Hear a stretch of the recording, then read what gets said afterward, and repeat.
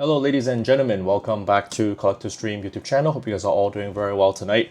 I'm trying to finish up my 300 to 400 PSA slab submission for tonight and already spent 8 hours, working at the shop. And today I have discovered or came to realization of a very, very big epiphany moment for myself, and I wanted to share with you guys on the channel. So some of you guys might or might not know, but PSA is closing their submission window very, very shortly, and we don't know when they will actually resume the value tiered grading. So I was going through my binders actually before I opened the shop, before I took Pokemon investment very, very seriously. I was just an average Joe just collecting each set, and I will put let me show you guys some example. I will collect Paldea Evolve, I'll collect Astro Radiance, I'll collect Fusion Strike, and I'll try to complete a master set. When I collect the set, I will put it, I'll write down, let's see if it goes on camera. I'll write down, 151 Japanese, and then I'll try to complete a master set. So this will be, my binder, and then of course, back then I will spend sometimes the normal version and then the reverse holo version, and then as you proceed to the back. So you see there's the normal version and then the holos and then so on and so forth. So tonight I realized that if you collect Japanese cards, you are actually way richer than you think, because the number one advantage of collecting Japanese cards is later on down the road, they'll be worth a tremendous amount of money compared to what you have spent in the present. And let me flip to the page where when I stumble upon the page, I don't even look at the binder these days, but then because I'm doing the submission, I have to, check and go through some of the gradable versions. And this is the page that I stumbled across that made me realize, damn, I have money stored in all these binder, and then I'm just leaving it, unrealized in sitting in the binder. So now I'm taking them out, and then I am looking on eBay to check out, what they're worth. So once I finish making this video and finish the upload, I will continue to pick out all of the gradable cards in my binder. And I also have my next example. It's a Paldea Evolve binder. I also try to complete a Paldea Evolve. So this is my, elementary school writing. You see it's collecting dust. The SV Scarlet and Violet Paldea Evolve. And holding those two binders have a major difference in terms of the value, in terms of the potential growth. And I want to talk to you guys about the delta and then the difference. And it's actually quite significant. So on this side is the Japanese binder that's been sitting for about, I would say, 2023. So sitting around for about 3 years. This is also a set that's been sitting around for 3 years. This is Paldea Evolve.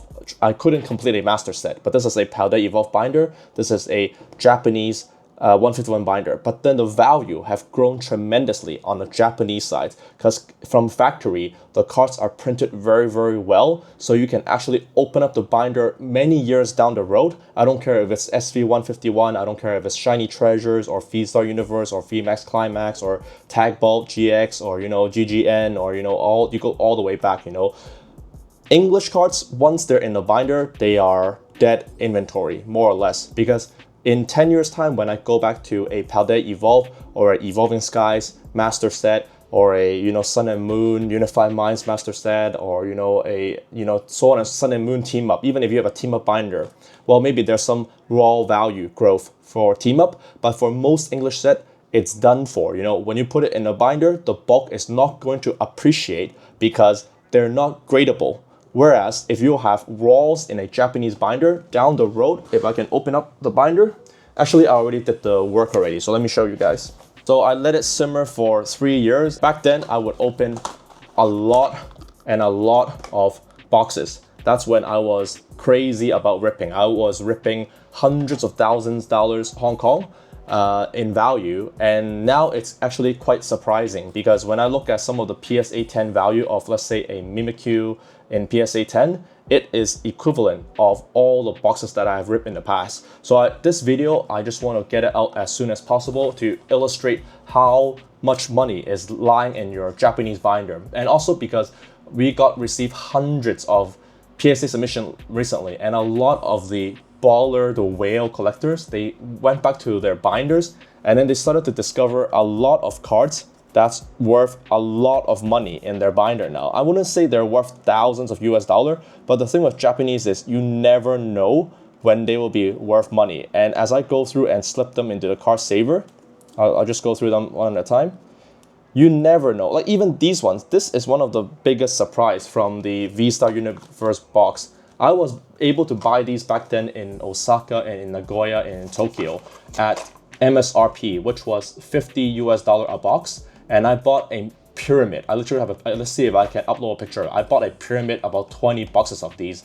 Okay, yeah, it's not too good to admit on camera, but I'll just be real. It was pretty fun back then. I was with my Japanese friends, and then we walked to the shop, and they say, you know, one per customer. But then they didn't really enforce it too much. And then we were in a whole street, and every shop they were having these V-Star Universe sealed. So then we would just like walk the entire street, and then we go in and buy, you know, one box here to the left, one box to the right, one box to the left, one box to the right, and then we do another round. And then we'll like switch jacket and put on glasses, and then just to pretend, you know, like hopefully they will not recognize or say anything.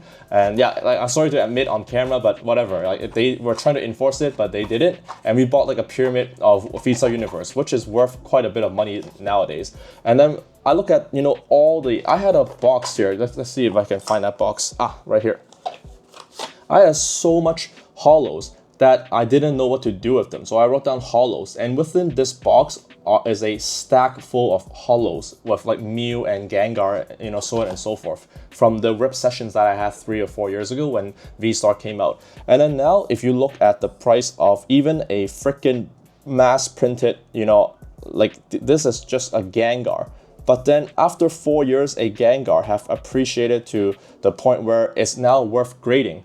And that is the realization that you are richer than you think if you collect Japanese. And that is kind of the hidden superpower of collecting Japanese that maybe a lot of the newbies, there's a lot of people that really love collecting English seal products, such as myself. You know, we have the ETB products, and ETB, they slowly go up in value. Yes, that is true. Or, you know, if you buy Evolving Skies, they will slowly go up in value. But the explosive growth is actually lying right in my binder all along. And these cards, they were just sitting there, and they are always gradable. That is the key thing. Japanese cards are always gradable. You can throw it at BGS, you can throw it at CGC, you can throw it at PSA, but then if you have English cards, the only thing you can throw it in is in the trash bin if you put it like for 5 years. So yeah, I just go through the binder, and all these cards are actually, they've went up a lot in value now, to the point that I told myself, why didn't I grade these cards, you know, ages ago? But the reason is, I know why, because back then when it first came out, these Charmeleon, they were worth maybe like 40 bucks.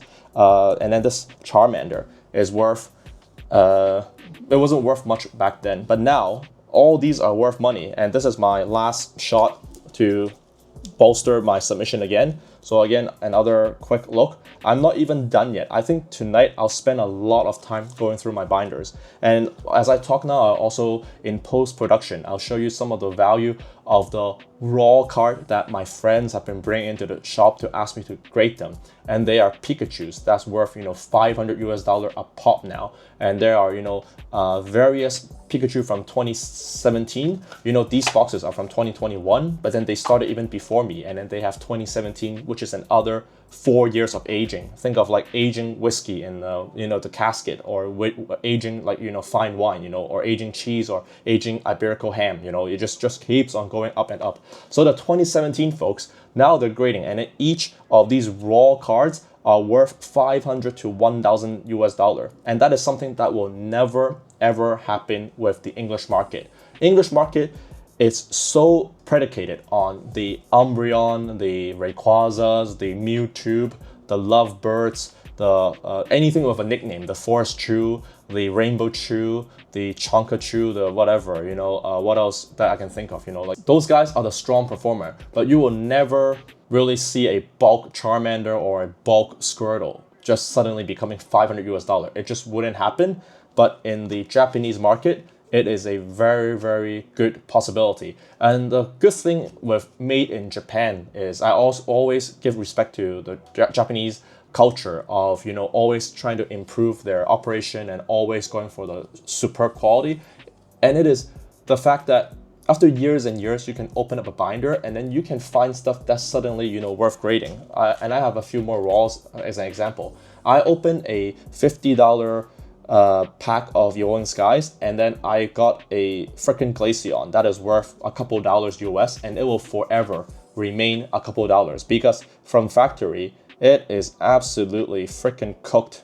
I don't know, let's see. So the back is OC, and let's see if we can, let's see, yeah. From factory, it is cooked, you know. The destiny is already written in stone, you know. This thing will never, ever become a PSA 10. It will never, ever be, you know, worth like, I don't know, like we will be in cuckoo land if a Vaporeon V from Evolving Skies is worth 500 to 1,000 US dollar. I think I can quit everything that I'm doing and break my legs if the market becomes like that in the future, which, you know, to the Pokegods, I hope it will, so that I can start working and grinding and hustling like 14 hours a day. But then I digress. But then the thing is, you know, all these cards, and I rip so much of these, I actually feel ashamed to admit it. We have Card for Kids now to donate cards for kids in Hong Kong. But before I opened the shop, I was throwing the bulk cards, Japanese bulk cards, in the trash because I was ripping like, you know, 50 boxes and there was so much trash. I should really recycle them. I'm really sorry, guys. Please don't give me a dislike. But in Hong Kong, people don't really recycle, which we really should do more and copy the North American lifestyle of recycling. But anyway, yeah, I'm going on so many tangents. Yeah, but I had so many bulk cards that I was tossing them in the trash. And now I'm thinking like how many like Holo Gengars or Holo Mew that I've thrown in the trash, that's worth money now, you know. But anyway, you know, you live and learn, right? Yeah, so a lot of these stuff to you, they might look, you know, okay, here, this is a good example. Yeah, you know, like this Ray. In the future, it might be $100 US card. You never know. But the thing is, this is like a checkpoint in a video game. You know, when you have this, have you played Dark Souls? Have you played Bloodborne or Elden Ring? This is that bonfire.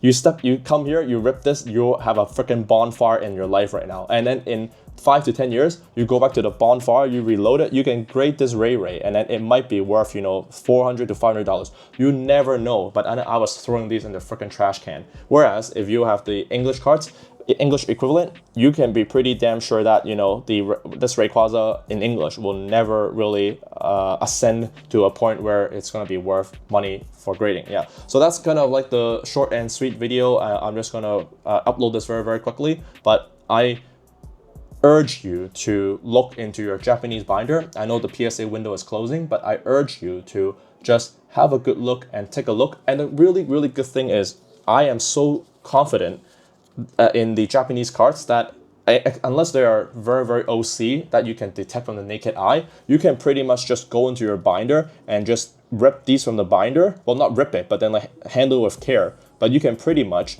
just put it in the card saver, send it to a grading company, and it will come back in a pretty high score. Whereas if you don't do your due diligence with English cards, you're gonna get absolutely wrecked in grading fees. It's gonna be a bloodbath if you do so. So yeah, almost dropping all these rolls again. But what I want to say is you never underestimate Japanese cards, and I've been underestimating them a lot. Yeah, you know, like I even want to say, like, show you guys, even like something like this. You laugh at it now, but I was buying Charmander art rare and Charmeleon art rare and Bulbasaur art rare and Squirtle art rares for 200 to 300 yen a pop.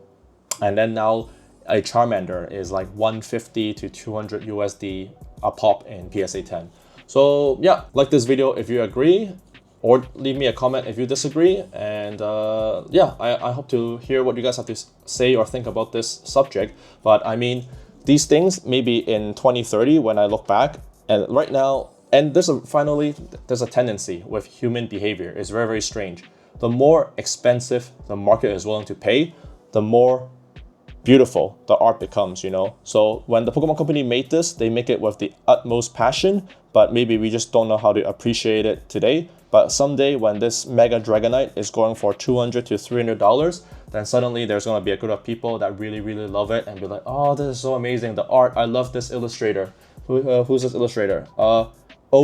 Aki CG Works. Okay, so maybe a CG, yeah, but who cares? Suddenly, when the card is worth a lot, it becomes beautiful, yeah, and that's, you know, how the hobby works. So, yeah, talk to you guys soon in the next one. Hope you guys have a good night. Bye-bye.